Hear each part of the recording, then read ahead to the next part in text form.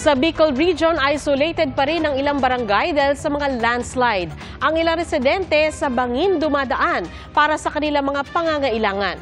Mula sa Naga City, Camarines Sur, saksi live si Ian Cruz. Ian?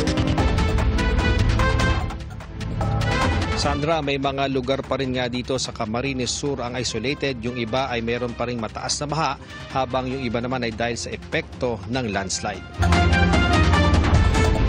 Akyat baba sa bangin ang mga residente sa barangay Kapanpanan sa Balatan, Camarines Sur para lang maituloy ang kanilang mga lakad gaya ng pagkuha ng ayuda. Dagdag kalbaryo ito lalo sa mga matatanda na nakayapak pa. Na importante, kailangan namin makatawid. Pero napakahirap po ng pagtawid. Ang hirap, sir. Talaga sobra. Mahirap talaga, kaso talagang tiyaga kami. Kasi po?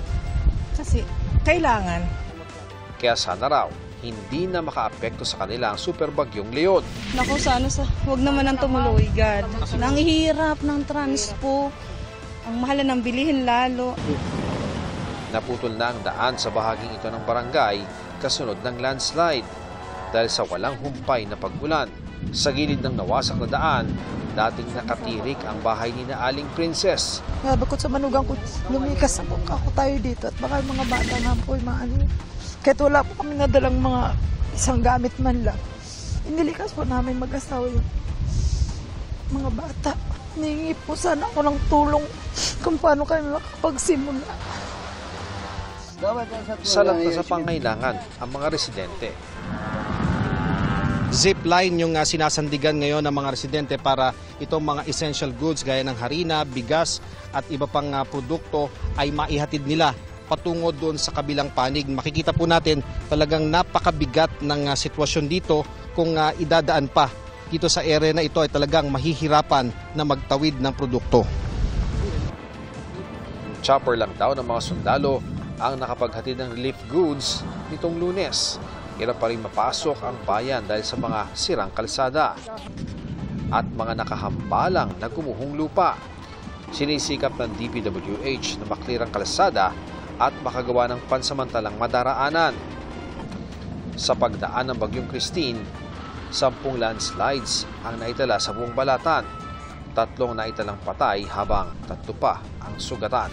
Kung malakas yung ulan, tigil talaga yung mga dito, hindi muna kami magpapadaan kasi delikado pa yung mga landslide na dyan. Konting ulan lang talagang magbabagsak na naman yung mga lupa. Sa Libon, Albay, kita mula sa himpapawid ang lawak ng gumuhong lupa noong kasagsagan ng Bagyong Christine. Halos 30 bahay sa barangay Burabod ang nabagsakan ng malalaking tipak ng bato mula sa bundok. Isang residente ang hinahanap pa rin at pinaniniwalaang patay sa landslide. Isa naman sa mga nakaligtas si Vilma Rosal. Lumabas lang siya ng bahay para tingnan ang mga pananim noong bagyo. Pero pagbalik niya, wala na sa dating pwesto ang bahay at 2 sasakyan na naiusod ng natabunan ng pagguho. Sabi ko yung asawa ko nandun, sabi ko. Tapos salamat po sa Diyos, salamat po sa tao. At nailabas po nila yung opo. Ano po, pagkalabas nila, seconds lang daw po. Ayun, andyan na. Inilipat sa relocation site ang mga nawalan ng tirahan. Sa ilang kalsada papunta sa mga coastal barangay, nakahambalang pa rin ang mga gumuhong lupa. Ang ilang kalsada, uka na ang lupa sa ilalim.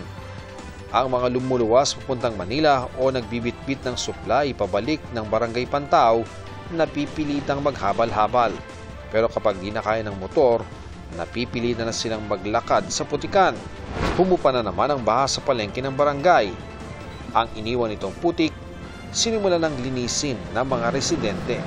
Sa Bonbon Elementary School naman, nalinis na ang maraming silid pero puno pa rin ng putik ang mga daanan at sira ang mga computer at mga aklat. Dagsa naman ang mga residente na humihingi ng ayuda sa distribution na ginawa kanina ng Philippine Red Cross. Bagamat nakauwi na ang ilang evacuee, nangailangan pa rin sila ng pagkain at higit sa lahat, malinis na inuming tubig. Tubig na inumin, yung nirarasyon galing sa Libon, walang mainom na tubig kasi lahat ng puso lubog. Pangit ang lasa, hindi pwede. Sa huling tala ng Kapitolyo, halos 200,000 pamilya pa ang mga nasa evacuation center. Dito sa bayan ng Libon, 3 barangay pa isolated dahil sa mga naputol na kalsada.